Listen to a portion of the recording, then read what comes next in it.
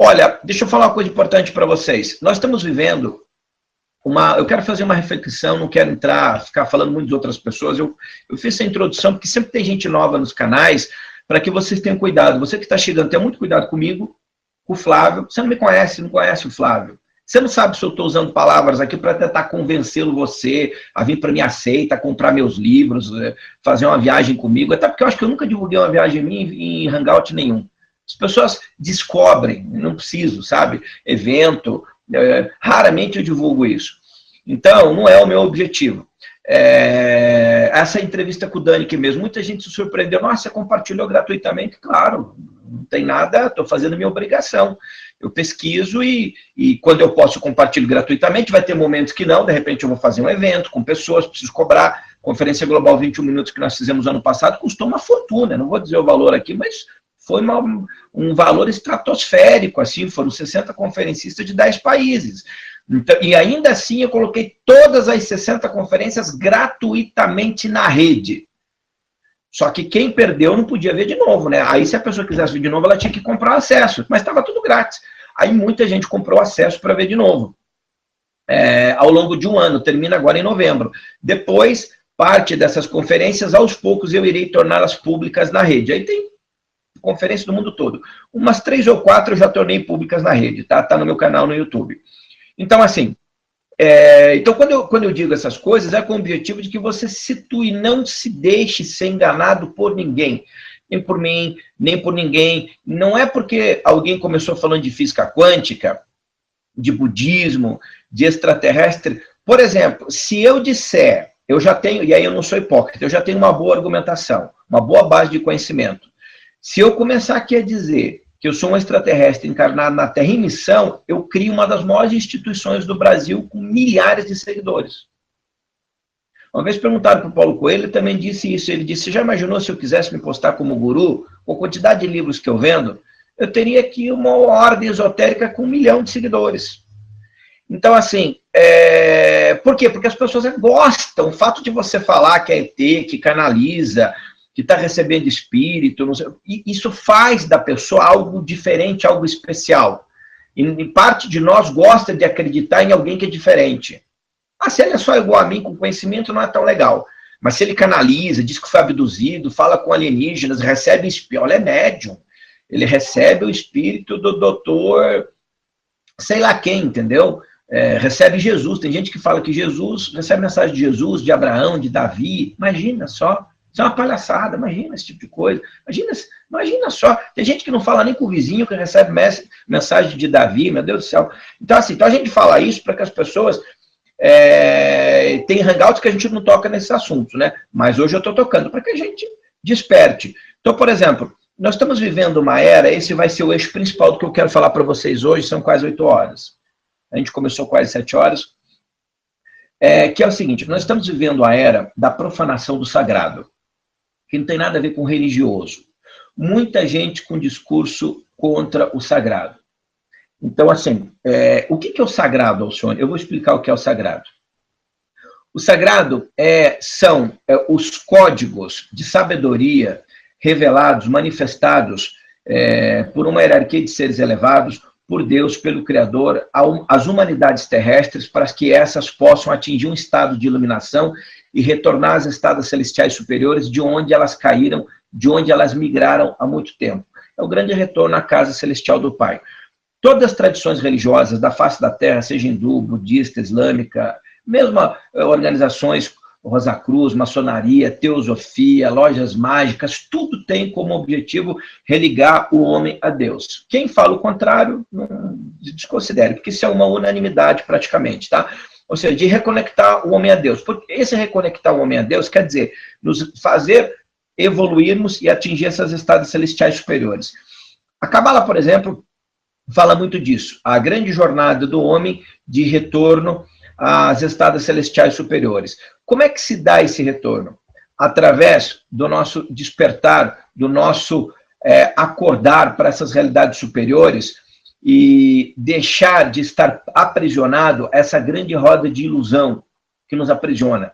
Ou como diziam os orientais, a roda de Sansara. Ou seja, nós estamos aprisionados a uma roda de Sansara, num ciclo de vida e morte, que parece, prestem atenção, parece ser muito legal. E, gente, eu tenho muita vontade de falar o que eu vou falar agora, mas eu não vou dizer o nome. Eu gostaria muito de fazer um hangout a respeito de um tipo de organização e de trabalho que está se proliferando cada vez mais no Brasil e que vai muito, mas é muito complicado. Eu tenho muitos amigos, mas sei que o ensinamento que eles estão passando não é um ensinamento verdadeiro. Como é que eu sei disso? Por mim, não. Quando eu exponho, as pessoas entendem. Mas é difícil, eu não gosto de ficar citando nomes assim, até porque eu não quero me soar como dono da verdade. Então, esse sagrado que são os códigos de tradições. Tem gente que não acredita em nada disso. Veja, não acredita nos códigos sagrados antigos, mas acredita em outros códigos novos. Então, é muito comum eu ver gente dizendo assim, não, olha, tudo esse negócio aí de Mahabharata, do livro tibetano, do Alcorão, da Bíblia, isso é tudo manipulação. A verdade está ali. Aí eu tenho vontade de dizer assim para a pessoa, cara pálida, o que seria do planeta Terra e da sociedade humana desde os primatas, do macaco, se não fosse você? Ou seja, está todo mundo errado. Há milhares de anos.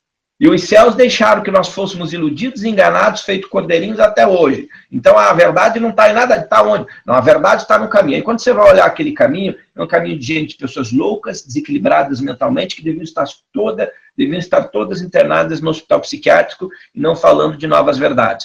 Então é muito bonito você aparecer dizendo que os livros sagrados do passado são manipulações. Isso não é um problema, qualquer jumento pode fazer isso. O que eu quero saber é que se aquilo está errado, onde é que está a verdade?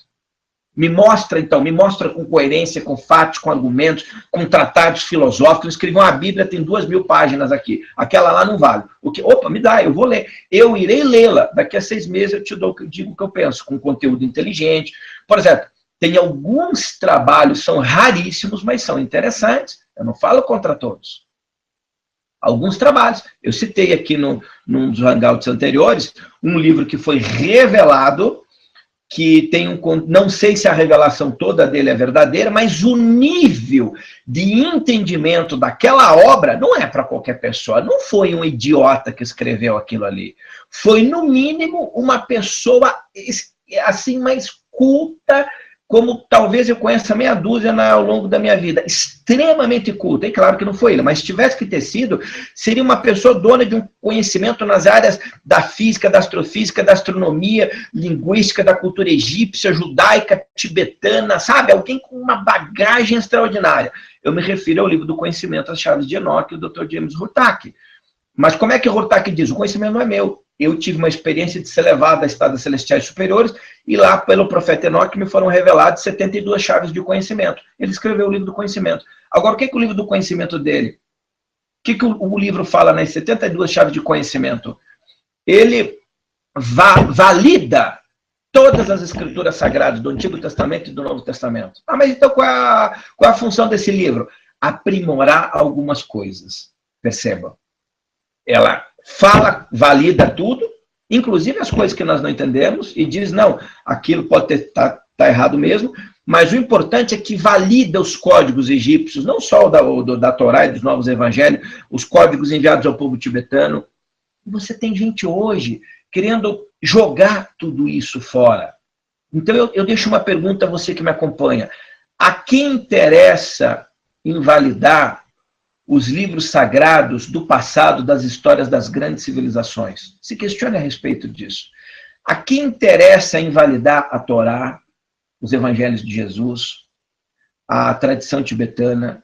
Se bem que a tradição tibetana, raríssimas pessoas aparecem. Normalmente porque a gente está numa cultura ocidental, é mais em relação à Bíblia. A quem interessa, por exemplo, ficar tentando invalidar esses livros sagrados? Eu vou te dizer a quem. Aos senhores da escuridão que controlam a roda de Sansara e querem manter você aprisionado numa realidade ilusória de vida, morte, como escravo. Não como a Luiz Linda ganhando 32 mil reais, escravo mesmo, nessa roda de Sansara, sem poder se iluminar. Quem veio à Terra mostrar essa verdade? Jesus. Eu vou fazer um hangout muito polêmico, mas eu estou me preparando, apesar de eu ter um bom conhecimento sobre isso, estou me preparando a nível de conhecimento e a nível interior para fazer esse hangout. porque não vai ser qualquer coisa que eu vou colocar na rede, tá? Vou fazer um hangout poderoso, sei que vou arrumar muito problema com isso, em relação a outras pessoas, inclusive amigos, talvez, de outros conferencistas e tudo, mas vou fazer um hangout esclarecedor a esse respeito. Muito provavelmente o tema seja o karma que escraviza e a graça que liberta. Quem governa qual setor? As duas são verdadeiras. O ciclo de samsara, de vida, morte, de você estar aprisionado, evoluindo, etc., passando por vida, isso é verdade. Ninguém questiona isso. O que nós questionamos é a quem interessa impor esse sistema como um sistema verdadeiro e dizer que não é possível se libertar dele. Eu não sei se você já parou para perceber isso, mas tem, e no Brasil está crescendo muito isso. Tem uma ordem filosófica no Brasil, que já é a maior do país, crescendo muito nessa historinha de que nós estamos aqui aprisionados num ciclo de reencarnação, que você nasce para pagar, ou nasce para aprimorar, ou morre, nasce, 1000 anos, 2000 anos, morrendo e nascendo, sabe? E o que é isso, senão um ciclo que te escraviza, e você não consegue se libertar. Aí eu sempre faço aquelas ponderações. Puxa, na era do paradigma quântico, nós estamos falando de universo elevado a diversas dimensões, eu fico me perguntando, não tem mais nenhum lugar do universo para a gente ir? A gente não pode? Como é que a gente faz? E como dizia Siddhartha, Siddhartha se ilumina numa noite sentado embaixo de uma árvore. E por que você não pode se iluminar também e sair do ciclo de vida e morte e encarnação? Já parou para pensar nisso? Tenho certeza que a maioria não. Ah, mas Siddhartha estava mentindo, não era assim? Estava? Tem que ser muito petulante, muito arrogante ou completamente louco para você ousar dizer que talvez Siddhartha tivesse errado no que falou, ou que o Jesus, ou que o Cristo estava errado, e você que está certo. Cuidado. Muito cuidado. Então, nós vivemos a era da profanação do sagrado, onde a gente desconstrói. Eu não estou falando dos temas, se Moisés abriu o mar com o cajado, ou passou, na verdade, e isso não importa. Eu estou falando dos códigos sagrados de iluminação para despertar a humanidade. Em Jesus, são meia dúzia de palavrinhas. Não é? O resto não importa se se o milagre dos pães foi com pão, se ele transformou água em vinho, ou era suco, ou era pisco-sal, ou era uísque, ou na verdade não transformou. A gente não é disso que eu estou falando. Eu estou falando dos códigos. O porquê Jesus era esperado e uma linha genética da descendência do rei Davi foi preparada geneticamente para receber a manifestação de uma parte do Supremo Criador em corpo físico na Terra. Nossa, mas que horror que você está falando! O pessoal que diz que Jesus, na verdade, era um mestre de sabedoria, né? Infelizmente, esse pessoal está equivocado. Eles não entendem nada de cultura judaica nem de cristianismo. Não, mas eles são cristãos. Bom, o reverendo Mu também era. Henrique Cristo também diz que é cristão. Tem igreja evangélica, protestante, católica, espírita, não sei o que, explorando todo mundo, dizendo que é cristão também. Isso não quer dizer nada. Você está entendendo? Não quer dizer. Então, assim, mas Jesus, como assim? Deixa eu falar uma coisa para vocês muito interessante. Um dos grandes paradigmas da física, da mecânica quântica, onde Einstein e dois cientistas desenvolveram, é o paradoxo, eu não sei se vocês sabem, é o EPR, é o paradoxo Einstein-Podolsky-Rosen. 3 pessoas. Vamos chamar de EPR. E o que é esse paradoxo? Eu gostaria muito que você prestasse atenção nisso, tá? Ele fala, talvez seja o mais conhecido dos exemplos, do entrelaçamento quântico. Eu não vou tentar explicar isso hoje aqui, porque vai ser complicado, tá? Numa live de paradigma quântico a gente fala disso. Eu só quero me ater a isso para falar dessa coisa da manifestação de Deus em Cristo na Terra. O paradoxo envolve 2 partículas que estão conectadas, uma à outra, ok? De acordo com a mecânica quântica. Agora, o que acontece? Sob a interpretação de Copenhague, que era um dos cientistas da mecânica quântica que desenvolveu essa teoria, cada partícula está individualmente em um estado incerto. Ou seja, você tem 2 partículas que estão até aquele momento no estado incerto. Nesse momento, até que ela é medida, ou seja, até que você resolve medir, até que um físico resolve medir essa partícula. Quando você mede essa partícula, nesse mesmo momento, o estado dessa partícula se torna definido. Naquele momento, o estado da outra partícula, que não está coligada a ela, se torna definido também. Eu não estou entendendo nada, Alcione. Vamos lá, eu sei que é complexo. A física quântica nos diz que até o momento da medição dessa partícula, as partículas que não têm uma rotação quântica definitiva, mas não foram medidas ainda, mas a partir do momento que você as mede, você mediu uma, a outra passa a ter a mesma medição, mesmo que esteja do outro lado da galáxia, ela sabe o que ocorreu com a outra partícula que foi medida e teve o seu peso alterado o seu valor alterado naquele momento. Deixa eu dar 2 princípios aqui.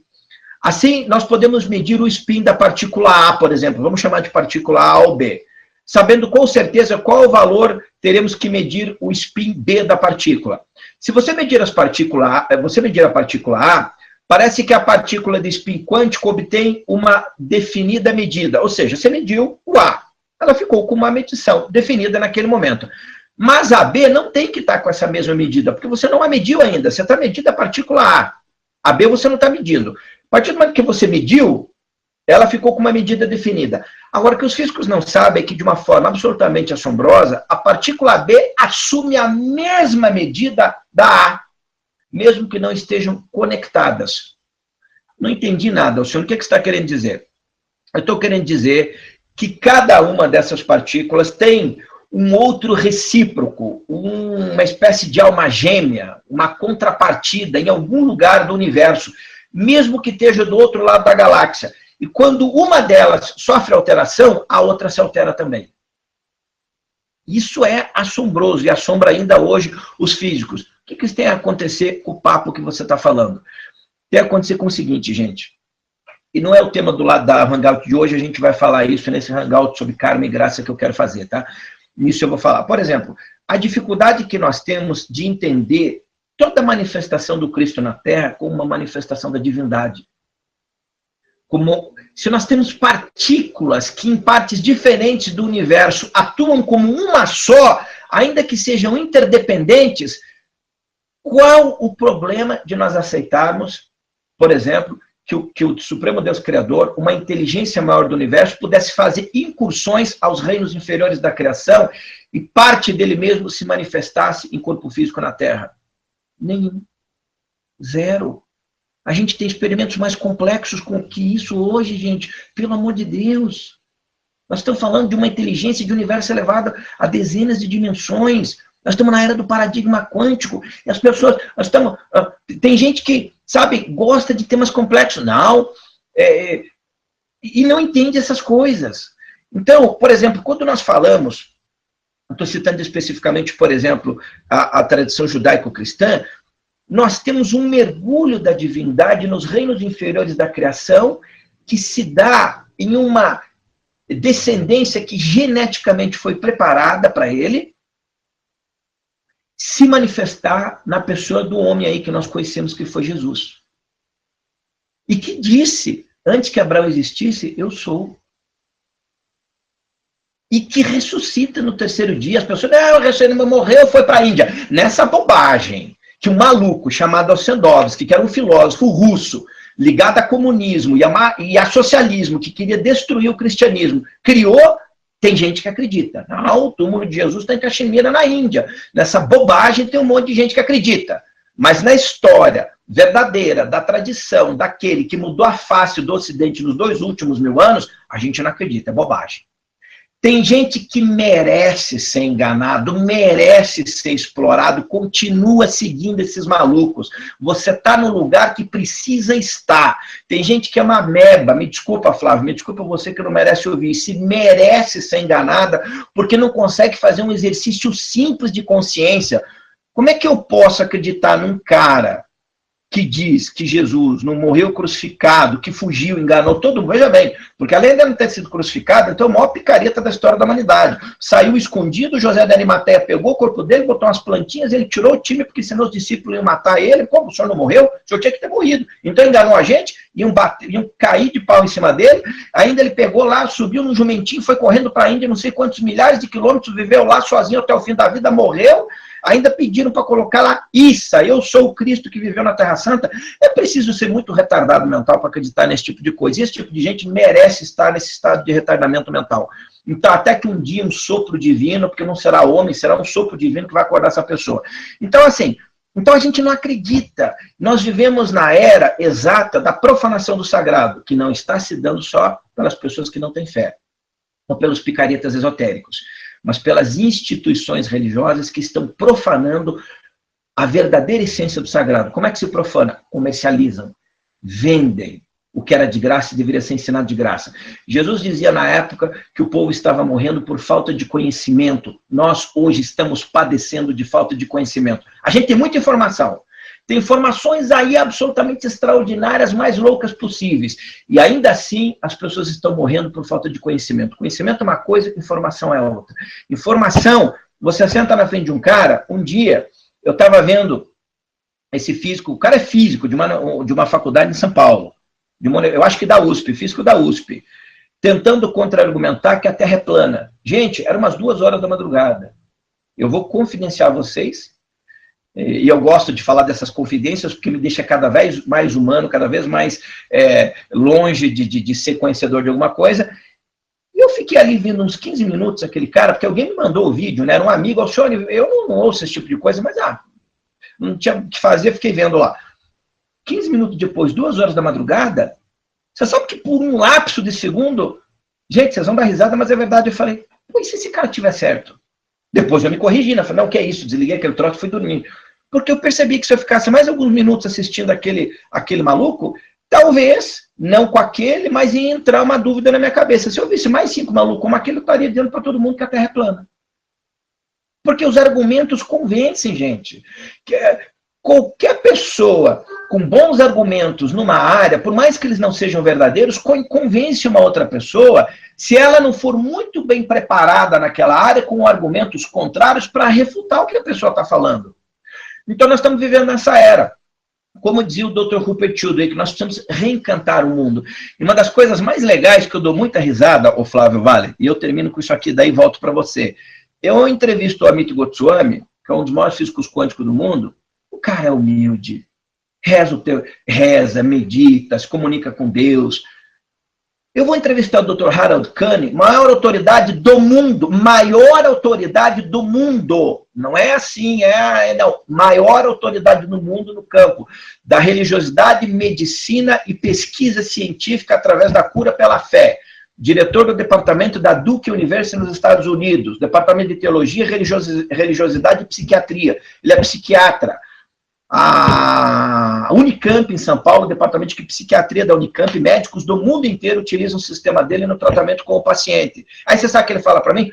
Todo fim de tarde eu chego em casa e pego o meu neto e a gente ora junto. Eu falo, o senhor ora, doutor Harold? Claro, rezo. Não tenho uma religião específica, mas a gente reza. Eu ensino meus netos, sabe? A gente reza junto a Deus, encontro nele um estado de fé. Vou na Inglaterra conversar com o Dr. Rupert Sheldrake, que foi diretor em Harvard, em Cambridge, um dos 100 mais importantes pensadores científicos do mundo na atualidade, criador da teoria dos campos morfogenéticos, 60 livros publicados, unanimidade planetária em termos de paradigma quântico no futuro. Não tem ninguém melhor que ele no mundo. Ele é o cara. Ô, Sheldrake, aí? E aí é que eu rezo sempre, Alcione. Não, estou sempre conectado com Deus. Eu venho de uma tradição católica, não católica, dessa tradição do Vaticano, mas não é protestante também. Não sei se é anglicana, mas na Inglaterra me fugiu agora. Eu acho que é anglicana. Estou sempre em estado de oração, frequento uma igreja, e eu fiquei surpreso com aquilo. Eu sabia que ele orava e tudo. Aí eu volto para o Brasil, encontro umas formigas atômicas, sabe? Que nasceram ontem, falando contra tudo isso. E eu tenho vontade de pedir para parar a Terra, que eu quero descer. E que se põe na internet a ensinar as outras pessoas. E aí, quando eu viajo e fico em contato com os gigantes do planeta, eu vejo a humildade, a conexão com o sagrado, o respeito às tradições. E quando eu encontro as formigas atômicas que pensam que são tamanduás, mas são formigas, elas são arrogantes. Questionam Jesus, Buda, os livros sagrados, ficam aí. Formigas atômicas, não sabem se bater um vento, leva embora. Então, esse é o problema da nossa sociedade, Flávio. Como a gente não consegue ouvir esses gigantes o tempo todo, que normalmente os caras estão envolvidos... O Dr. Sheldrick, por exemplo, eu devo trazê-lo ao Brasil. Estou lutando muito para isso. Tá? O Amit já trouxe várias vezes, já viajei com ele a Machu Picchu. Convidei o Sheldrick para Machu Picchu comigo no final do ano passado. Desculpe, para ir no final desse ano, mas convidei no começo do ano. Ele estava terminando um novo livro que ele vai lançar no Brasil, disse que o ano que vem talvez. Mas eu quero fazer um evento com ele no Brasil. Vou convidar todos vocês. Então, assim, de qualquer maneira, eu tenho 2 entrevistas extraordinárias com ele, que quem adquiriu o pacote da Conferência Global, o mesmo que assistiu de graça, pôde acompanhar. Quem não pôde, em breve vai acompanhar. E aí tá lá, os caras ensinando as pessoas o que é simples. O segredo está na simplicidade, não vamos complicar. Cuidado com gente que começa a desconstruir, começa a querer inventar. E aí as pessoas usam palavras bonitas. Não, porque até o concílio de Nicéia se acreditava na reencarnação. Os padres fizeram um concílio, tiraram a reencarnação da Bíblia, e aí o camarada só esquece de dizer que o cristianismo é uma sequência lógica do judaísmo que nunca falou em reencarnação. Então, quem conhece o judaísmo, porque quem fala isso não conhece o judaísmo, sabe que Jesus era judeu, viveu, morreu e ressuscitou como o Messias judaico prometido. Né? Então, assim, é diante disso que nós estamos, sabe? De pessoas falando bonito, usando termos complexos. Por quê? Porque se eu falar que no Concílio de Nicéia foi manipulado, nem eu, nem você teremos dinheiro, tempo. Eu ainda... É o meu trabalho, muitas vezes eu faço isso, mas a maioria das pessoas não terá tempo, não terá dinheiro para pegar um avião, ir lá no Vaticano, pedir autorização para o Papa, ficar na biblioteca do Vaticano, pesquisando os textos do Concílio de Nicéia. As pessoas nem sabem que parte desses temas não foram manipulados no Concílio de Nicéia, foram manipulados no Concílio anterior. Não manipulados, mas os livros apócrifos que foram retirados não foram necessariamente no Concílio de Nicéia.